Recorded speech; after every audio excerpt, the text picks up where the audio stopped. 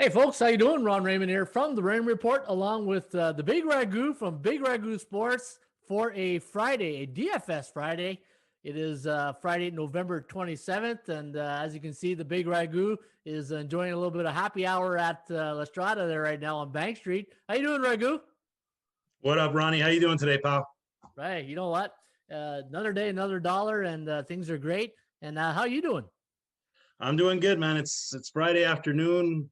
Finished work and just stopping by La Strada. I'm gonna pick up some pizza and wings to go home for tonight. And once I'm done the show, that's what I'll be doing. Right on. Hey, you know what? You'll have some good entertainment because you got a lot of football games to watch over the weekend. You know, Friday you got some college ball games. Saturday, some more games, the Iron Bowl, and then Sunday kick back and watch some of these football games. I know you're New York Football Giants. They're in an unpredictable role here, going as a favorite here this weekend. They're not used to being a favorite on the road there lately. So, what do you think of your Giants this weekend? You know what? Maybe the Joe Judge experience is finally catching on. I mean, he's it takes a while sometimes when you're building something, right, Ron? And it seems like the players are buying in. Systems seem to be working out. Like Daniel Jones has just been showing improvement week in, week out. Obviously, he's getting used to the Jason Garrett system. So it seems like a favorable matchup, especially with no Joe Burrow's playing for Cincinnati, and I think they just signed Brandon Allen off the practice roster, and they're going to plug him in. And I know with Brandon Allen, I think he has a little bit of history with Zach Taylor when they were at the Rams for a little bit together. So Taylor must feel comfortable with him starting, and we'll see what happens. But go Big Blue. Go Big Blue. And you know what? I like Daniel Jones. He's the Giants, flying under the radar the last couple of weeks when it comes to media attention. But they're quietly, against the spread, they've been really good to bettors. Like they're bettors' best friend lately. In fact, let's take a look at some of their numbers here. Let me go to the website now. Can you see the Iron Bowl here? The picture of the Alabama? Okay, yeah. Perfect.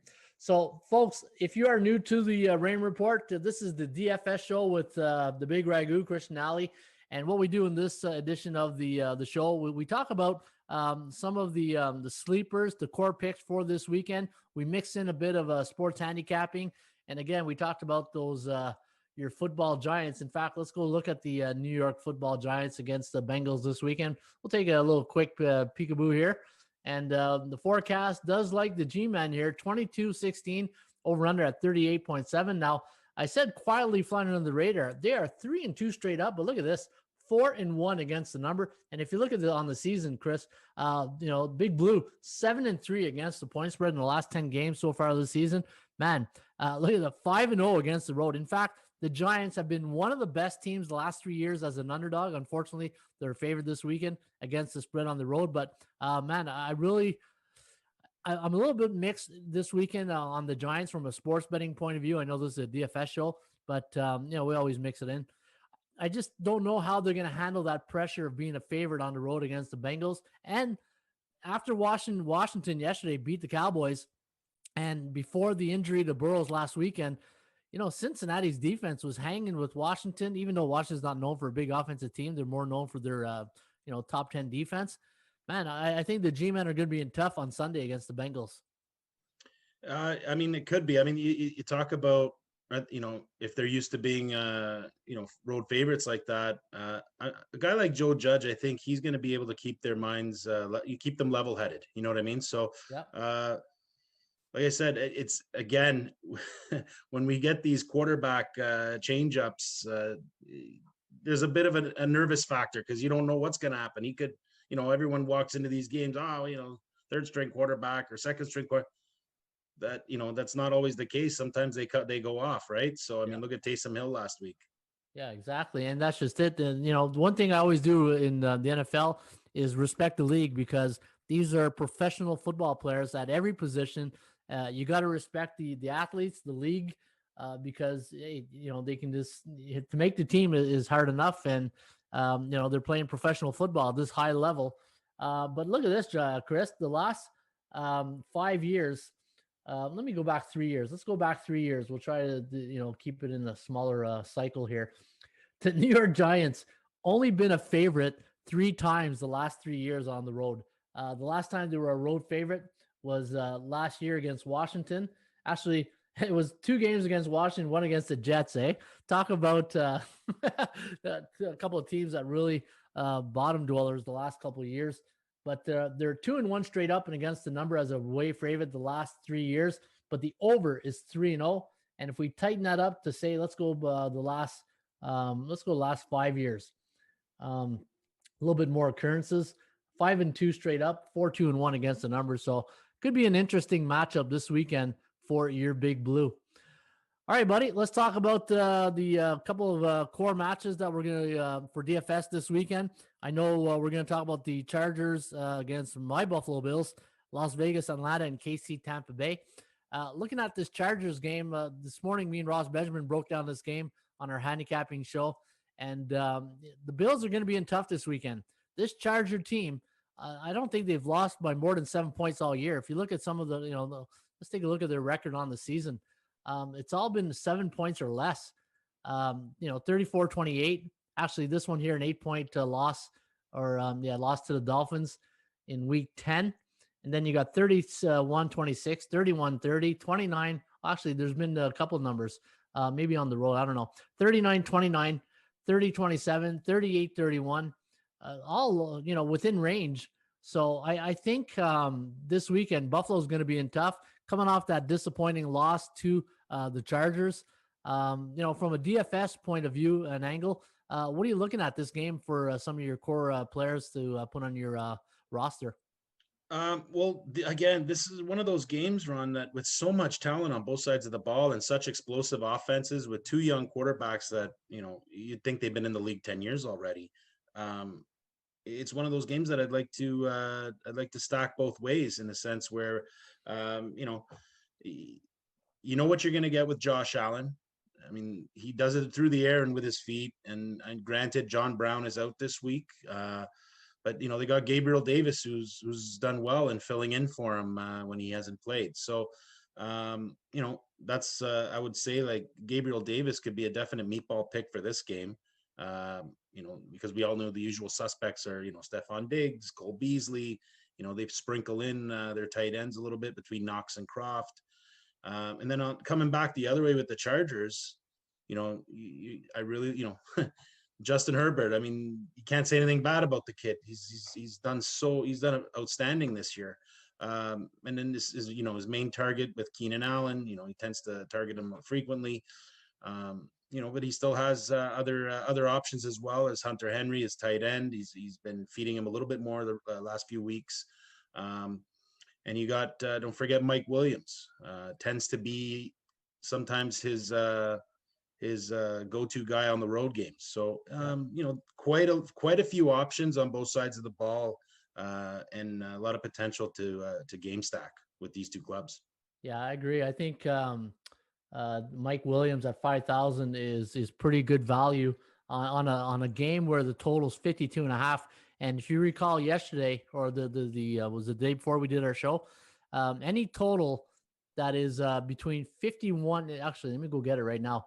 Go to the tools, go to ATS standings, and this has been money for us here at the Rain Report, the ATS standings. Any total that's 51 and a half to 54, and all these pop-ups are coming up.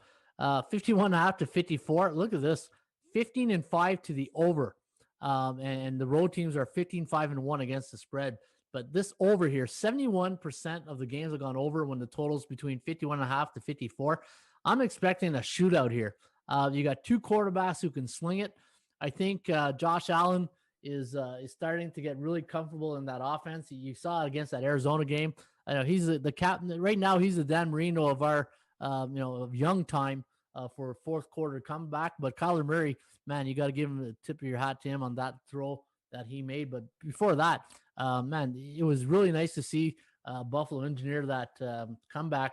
Well, spoiled comeback to Diggs in the end zone. But I think this weekend, I like Williams. I like Keenan Allen. I like Stephon Diggs. But, obviously you can only spread the wealth so much because those are very expensive.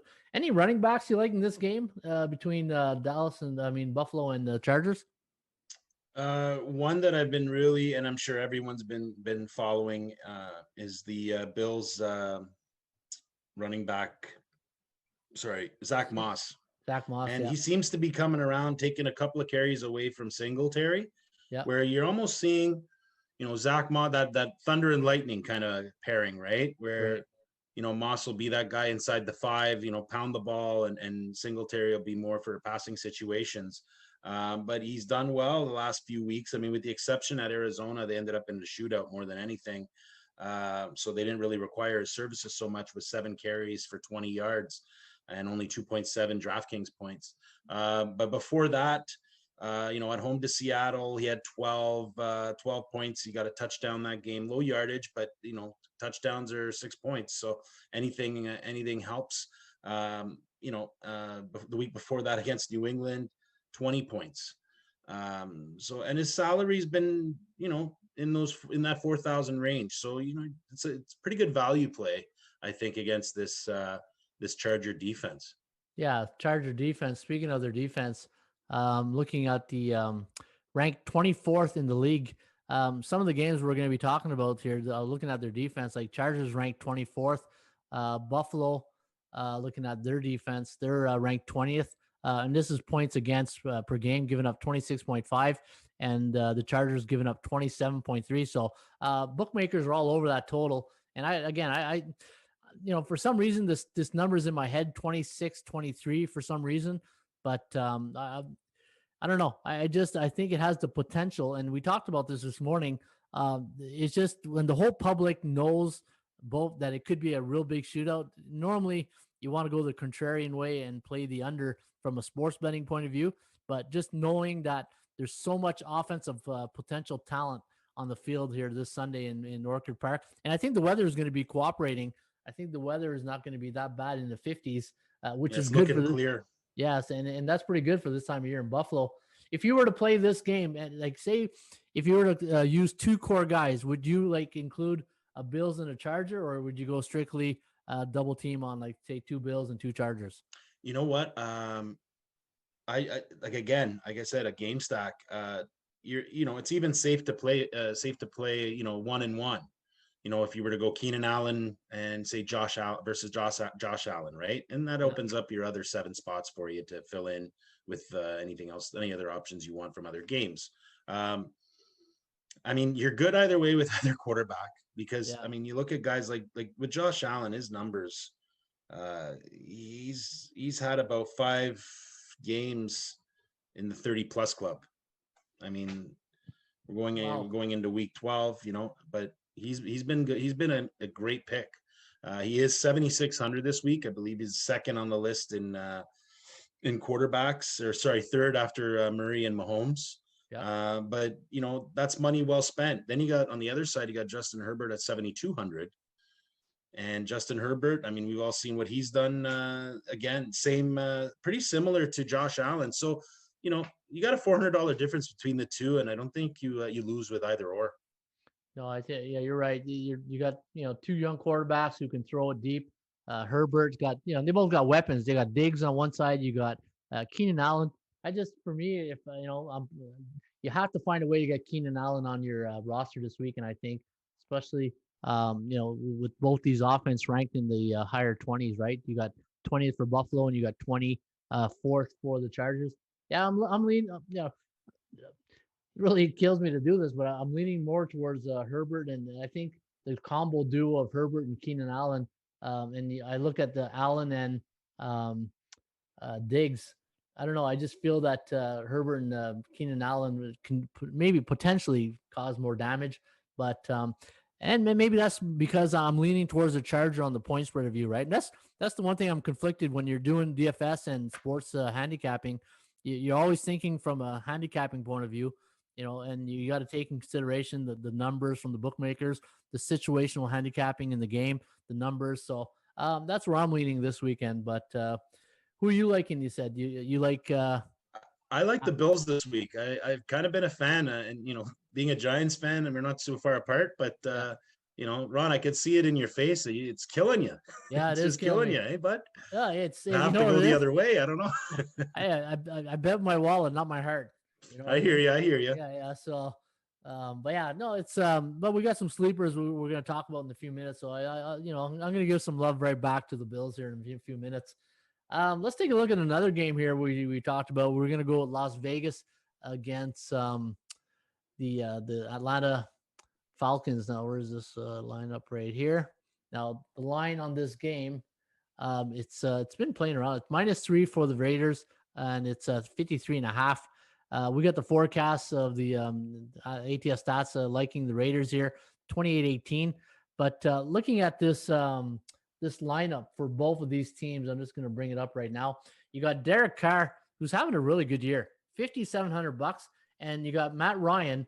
Matt Ryan, it's older Matty Ice, but it's not the same Matty Ice as we're used to seeing in the last couple of years, right?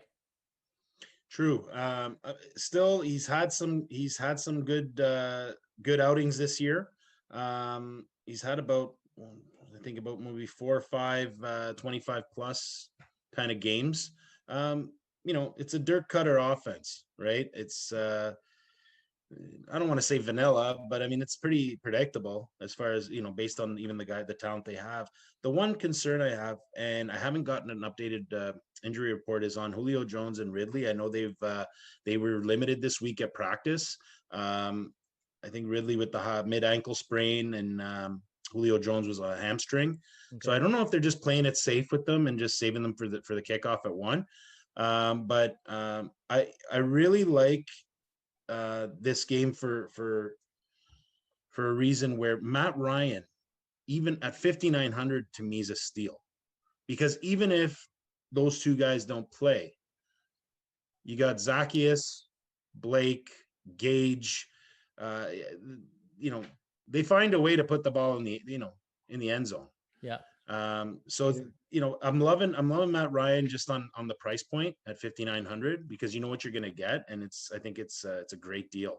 And also on the other side of the ball with Derek Carr, he's 200 cheaper at 5,700, and yeah, he's had some really good games as well. I mean, he's had about 5-6 games himself in the 22 to 25 point range. Yeah, and here's another total of 53.5, what goes into our the stat I just showed, right?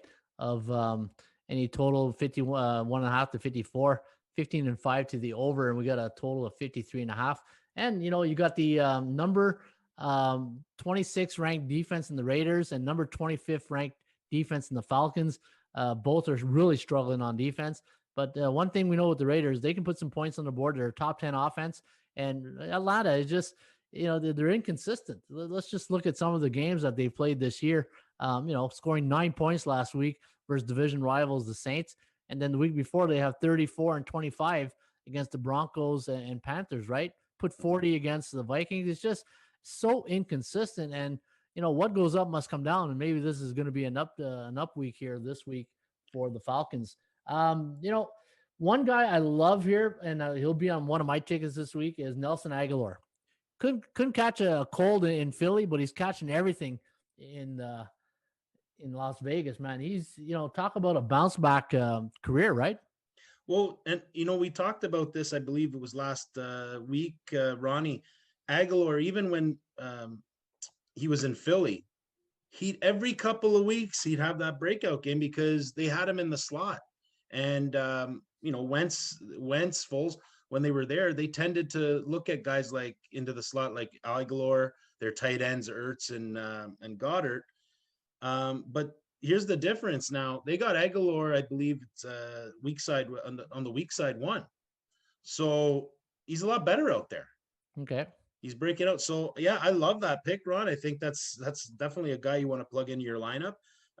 Again, this game has such a potential. I think it's a passing coordinator's wet dream here this week with these two clubs. You know what I mean? So yeah, the potential's there. And yeah, when you look at the total at 51 and a half, Ron. Yeah, no, 50. The total I said 53.5. 53 and even better. Yeah. I mean, yeah, he's a great pick, and at 4,900, you can't go wrong. Yeah, and looking at the last two games, 35-28, 23-20. So there's a little bit of a history of them playing some high-scoring games. And again, the Falcons at home, it's in the Dome. We don't have to worry about the weather. Yeah, for sure. Nelson Aguilar will be on my ticket this weekend, and on Atlanta, man, maybe I don't know. I was gonna say Hunter Hurst, but I'm taking Kelsey this week. This is Kelsey time. I find this time of year when he plays those big teams like the Buccaneers, that's a guy I really wanted. Maybe Todd Gurley's a guy I give a bit of consideration this weekend facing the Raiders. Definitely, yeah. Gurley, I believe, is questionable. Yeah. A little bit of some knee issues. They haven't confirmed whether he'll be out, Okay. but it's leaning towards that he might be missing the game. Back to your Kelsey pick, Ron. I love it. I think you're 100% right. And what the bonus is that, Ron, is he's 7,000. Wow. Not a lot of guys are going to want to touch that price, especially on the road, and people are going to look at some intangibles there. So, but I think that's a great pick, only because we know what he could do, especially on the road. He's one of Mahomes' top weapons. But that 7,000 might scare a lot of people off, Ron, for tight end. They're going to try to look for better value at the position. Yeah. But what's great is maybe low ownership if you take him. So who do you put a quarter at? Do you take Carr this week as one of your quarterbacks, or is there better options out there? I like I said, I love this game strictly for the quarterback value on both sides. So I think you're good with Ryan or Carr. Just really only a $200 difference, and we know the defenses that they're facing off with, right? So it's a quarterback friendly game. Yeah, I'm a little shocked at his price at 5,700. Like looking at some of the top guys, Kyler Murray 8,200, Patrick Mahomes 8,000, Josh Allen 7,600, and not that they're all good quarterbacks, but I look at this Raiders offense. They're up there in in the a top 10, a top 8, top 10 offense, and Carr's to me is getting no value or no respect. He's a Rodney Dangerfield right now of quarterbacks in DFS. He's getting no respect. What do you think? I agree 100%. Yeah, and he's doing everything. He's doing everything that Coach Gruden's telling him. Yep. He's fitting the system well. Sometimes some NFL players, Ron, they just they fly under the radar. I don't know, maybe if it's not enough TV time, or maybe I don't know what it is, but yeah, you're definitely right. He's definitely getting no respect at all. No respect. So I'll tell you. But another quarterback that actually I wanted to bring up was Daniel Jones for the Giants at 5,500. Yeah, big time. A great play because he does the last few weeks he's been making some plays with his feet as well, aside from throwing the ball. So that's another quarterback you might want to keep an eye on. Oh, absolutely. He's definitely going on one of my tickets this week. When I build some of these rosters, Daniel Jones will be definitely. Carr will be another one. Daniel Jones is definitely going on my ticket this. He just his confidence, you can see it. It's getting more confidence each and every week. And again, better's best friend, 4-1 against the spread. He might even be on my Christmas list this year. Well, Ron, you know what? People tend to forget this. Yeah, he's second-year quarterback, but everyone forgets. He was in a Shermer offense. He was in a different offense last year. So he's needed some time to adapt to the Garrett offense this year. It's coming out a little bit late at 3-7, but we're lucky to be in the NFC East, where I think 7-9 might win the division this year. I don't know. Yeah. Oh, I agree. All right, the game of the week, we got Kansas City taking on Tampa Bay. The Buccaneers coming off that loss Monday night against the Rams. The Rams, where I had them plus 4.5 on my ticket here at atsstats.com. And folks, don't forget, you can get the Big Ragu Sports NFL picks and my selections each and every day right here at atsstats.com. We got our picks for sale. We got subscriptions, and you can view our last 25 picks to see how we've done in the past. It's a new software, so there's some of the picks are still not all up to total yet, but we do have some handicappers that have a lot of picks in the system, and you can get that just by visiting our website right here at atsstats.com. Now, the bookmakers have made the Chiefs a 3-point favorite, the over-under at 56.5. The computer, I'm going to disagree with the computer here. They have the Tampa Bay winning this one out of three previous games, 39-17, over under at 57. Looking at the total here, 56.5. You got to think that a lot of people are going to have a lot of Chiefs and Buccaneer players on their ticket this weekend. 100%. The tricky part of it, I think it is, there's just so much talent. There's so many options from both sides of the ball. I mean, just look at the Tampa Bay receiving core in its own, and you see how they switch it up. I mean, starting with Mike Evans, you got Godwin, Antonio Brown, Scotty Miller. I mean, then you got two tight ends in Gronk and Brait. Yeah. Oh, then you got two other running backs in Fournette and Jones. I don't think Fournette will be getting any more passes from Tom Brady, though. Not any passes, no. Yeah, those 3 drops that he had on the weekend. Sorry, I didn't mean to cut you. I had to get that in. No, not at all, Ronnie. No, it was a good point. So maybe it could be the Rojo show. You know what I mean? Yeah. But then you look at the other side too with Kansas City. They're in the same boat now. Watkins, I believe, is going to be back this week. So there you go. There's more mouths to feed. I still like that Robinson pick, Ron, that you have for the that sleeper there that you were talking about. Oh yeah, thanks for giving that up. Taking away my thunder there.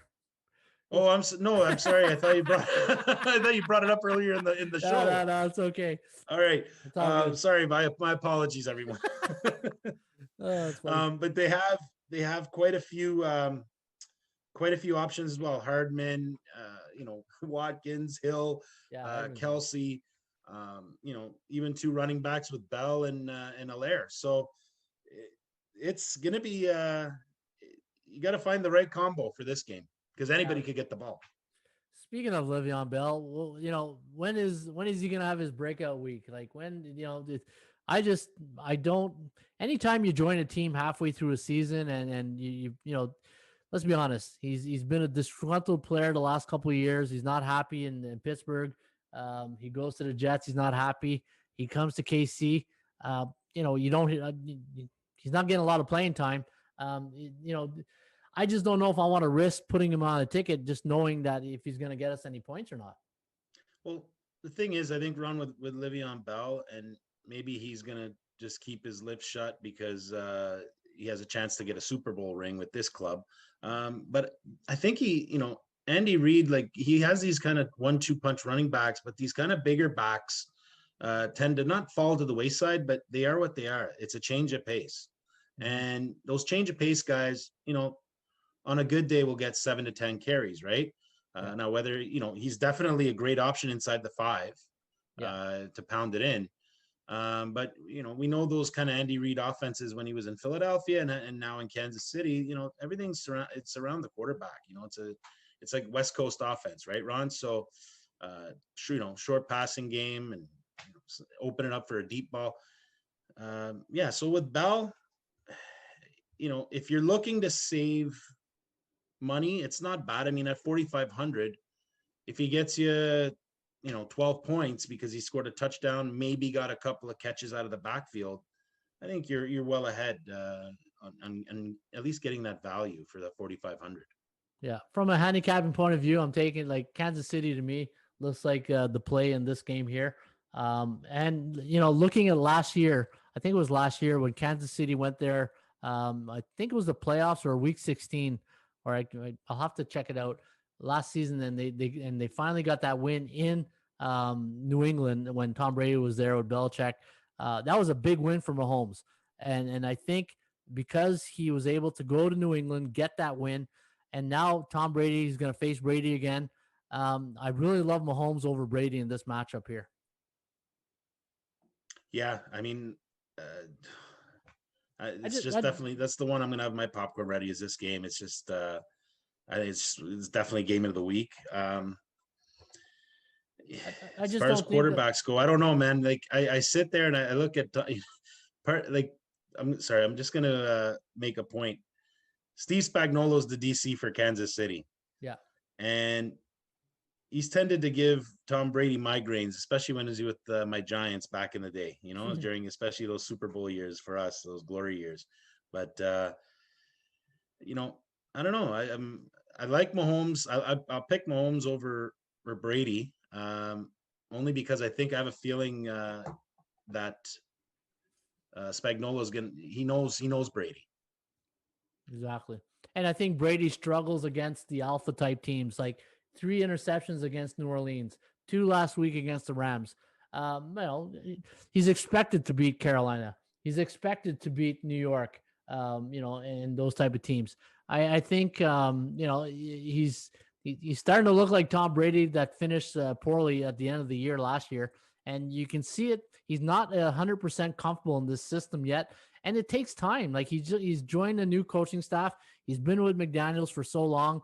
He's getting used to Byron Leftwich and Bruce Arians' way of doing things in Tampa Bay, and it's gonna take him time because the one thing, and I read this, and I thought this was a great article that I read when Peyton Manning went to Denver.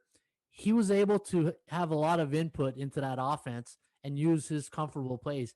I don't think Tom Brady has got that same type of luxury coming to Tampa Bay with his plays in his playbook that he would like, and now he has to adapt to someone else's philosophy and playbooks. And I think that's what's happening with Tom Brady right now.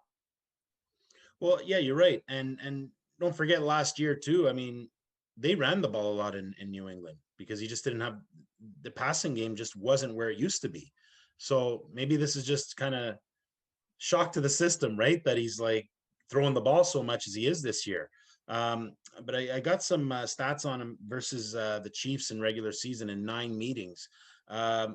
He's had a 60% completion percentage for completions, 2,218 yards passing, 11 touchdowns.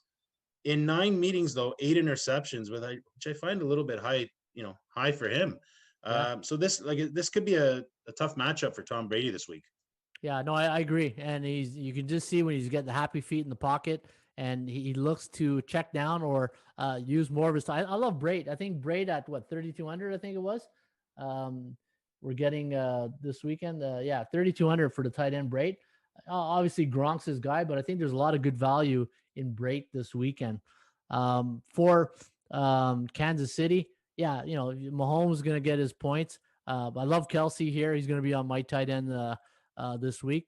But let's talk about sleepers here, Phil. Phil, I don't know what Phil who. Hey, who? Phil Cunningham. Hey, Mr. Cunningham, you got me on last show there. Richie, Fonzie there. All right, Ragu. Yeah. So, hey, let's talk about your meatball plays, your sleepers. Who do you like this week? So let's go medium, high, and low risk sleepers. Let's start off with your high sleeper right now. Who's a high or low risk sleeper? Who's a low risk sleeper for you this week? So my low risk sleeper. I really like Josh Reynolds with the Rams. He had a great outing last time against the Niners earlier this year at 12.4, I believe, fantasy points on DraftKings. In the 10 games he's played, Ron, he's had 54 targets through 33 receptions, 448 yards, and 2 touchdowns. Definitely at 4,300 this week, definitely a guy that I would feel safe in plugging in my lineup. Yeah, he had 3 receptions against Tampa Bay for 32 yards, 6.2 part. The week before, 17.4. And so he's had a couple of double digits performance. Yeah, it's a nice little play. My low risk play of the week is going to be Cole Beasley at 5,500 against the 24th ranked Chargers. Again, I think that's going to be a game where it'll be. There's part of me that says 26-23, but then I look at the total and then it just tells me that there's going to be more points scored, especially with that stat that we have that anything that's between 51.5 to 54, 70% of the games have gone over the total. I think Cole Beasley at 5,500 is probably, I wouldn't call it a sleeper, but a nice low risk play for your lineup. 100%. I agree with that, Ron. And especially when with this game with the Chargers and Bills, they both have deep threats on both sides of the ball. So, being the Chargers defense, their secondary, they're probably going to play back, not to give up the big play, which opens up the underneath for Beasley. And that's his bread and butter, right? Yep. Absolutely. So what's your medium play this week for a sleeper? So my medium play this week, I really like KJ Hamler for the Denver Broncos at 3,500 on DraftKings. He's he's done well in 8 games, 44 targets, 25 catches, 275 yards, 1 touchdown. But definitely, if you need to make some room in your lineup with the higher priced players, I mean, at 3,500, he's a steal. Wow, 3,500. And what's his name? Sorry, you said the name again? KJ Hamler. KJ Hamler. Okay, that's a nice play.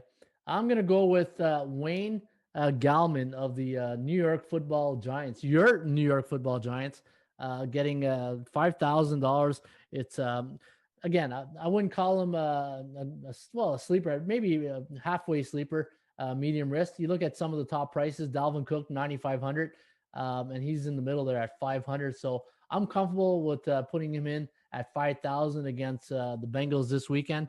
And I think the Giants are, I think they're improving every week, like you said. I think the Joe Judge made a big statement by benching Golden Tate a few weeks ago by setting the tone, saying this is how we're going to do things. And I think people have bought in now with the Giants. And watch out for the New York Football Giants the next couple of weeks. I think they're going to be a team that's going to be much. They're already improved, and I think they're on the right track to rebuilding where Joe Judge wants to, build this team. So give me Gallman this weekend at 5,000. That's my medium risk.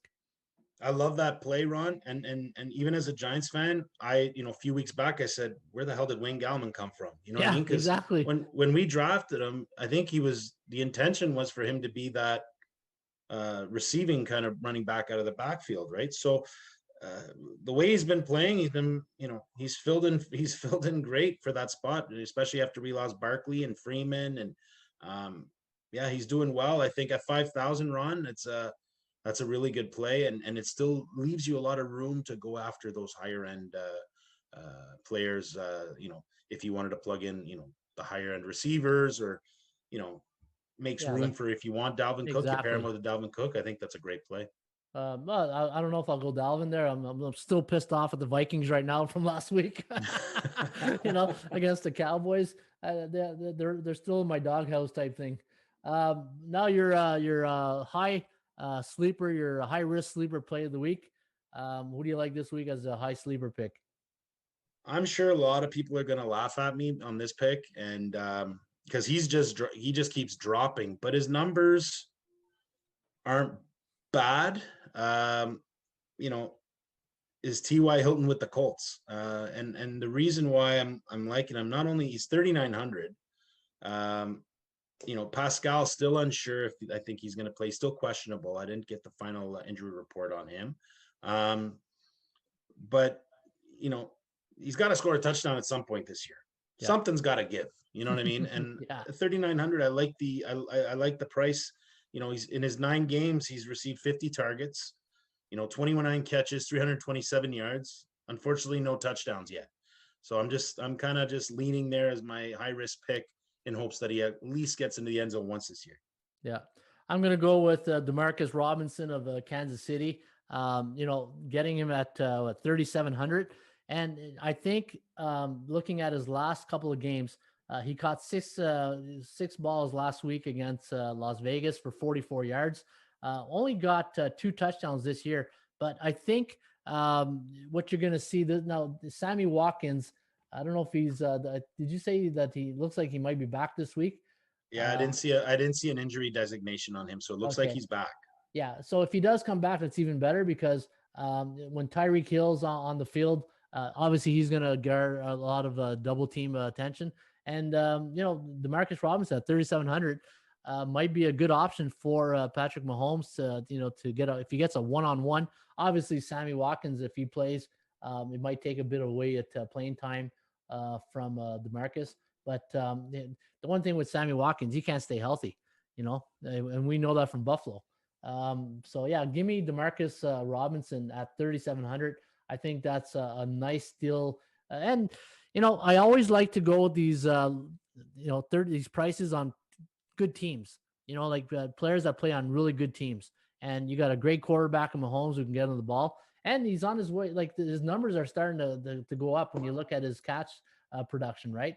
6 passes completions last week. So give me Demarcus Robinson as my high risk low risk number 3,700. I think that's great value play this weekend.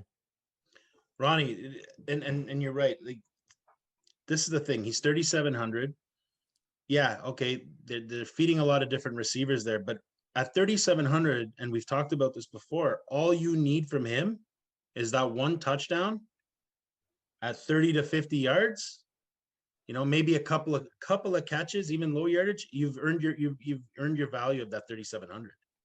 You know what? That's a good point. I wonder how much, like looking at the numbers of receivers or players in that, say 35 to 4,000 range. What's the average fantasy points those guys normally tend to get? That's something maybe I'll want to look up next time we do the show, just to see exactly. Sorry, Ron. What was that again? I didn't catch it. So, and what I like to, any player that's between like say $3,500 to 4,000.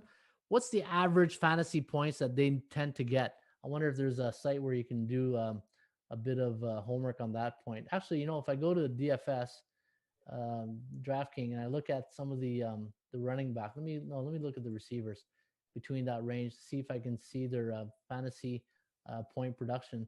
Yeah, you're looking at about. Let me see here. That's tough to see. Anyways, it's something I'll crunch offline. But probably like what, 8 points, that range. You know what? Sometimes even higher, Ron. I mean, again, I think it's going to be higher because sometimes you get those plays that get you, 15 to 25 points with those 35 to $4,000 guys. Yeah, I'm just looking at some of the like your Hamler play here. 7.7 on average. Golden Tate 8 points. He's 3,500. If I look at say close to the $4,000 range. Renfro 8.7. So that's between 6 and 8. It looks like the average for that area. And then when I look at let me see here, where's Robinson? He's averaging 7.2. So hey, who knows, right? It could be 7 points could make the difference after those 4:00 games when you need those those late players to come in, right? And that's a strategy a lot of guys use, right? They'll load up on the first half and then.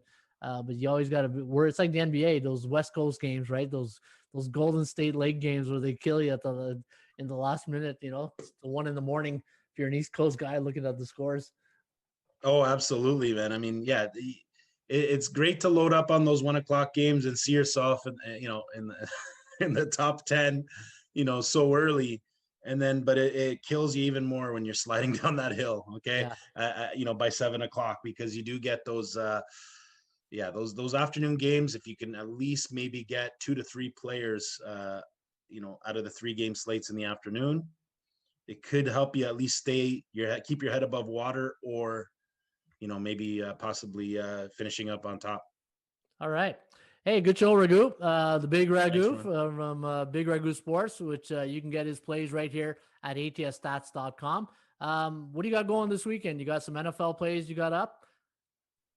Yeah, I've got a few slates in a couple of games here. Haven't done the final polish on the lineups, but yeah, got a few games in there and looking forward to Sunday afternoon and just sitting back and watching football. And it's great about DFS and even like with gambling or whatever, anything. It just ups the interest in the games, right? So absolutely, it keeps you focused on the field. Absolutely. And folks, if you're interested in the Big Raghu Sports NFL picks, you can get them at atsstats.com, and you can get my selections. I got 2 plays for Sunday, and I've got 2 plays for today, Friday, November 27th, and I'll also have 2 college football plays for Saturday. Some of the big games going on Saturday, and you can get those top plays right here at atsstats.com. All right, Raghu, happy hours over there at La Strada there. So tell Rick to, start, getting ready for the supper crowd because it's, getting close to 5:00 here in the East Coast. So we know La Strada is pretty busy on weekends right there, right? Well, they got the takeout now. That's what, I'm grabbing a pizza, some wings to bring home to the kids and stuff. So it's definitely a place to check out, whether you're dining in or whether you're taking out. Everything on the menu is solid. Awesome. Yeah, I've been there before with you last year, and it was awesome food. And for sure, if you're in the Ottawa area, just head on over to Bank and maybe order online and take out and maybe surprise the family on the weekend with some nice La Strada Meals on Wheels, right? That's right. Right on. For the Big Ragu, this is Ron Raymond. This was the Rain Report DFS edition for Friday, November 27th. Folks, have yourself a great weekend. As always, shop for value, play those percentages. We'll see you back shortly with another Rain Report.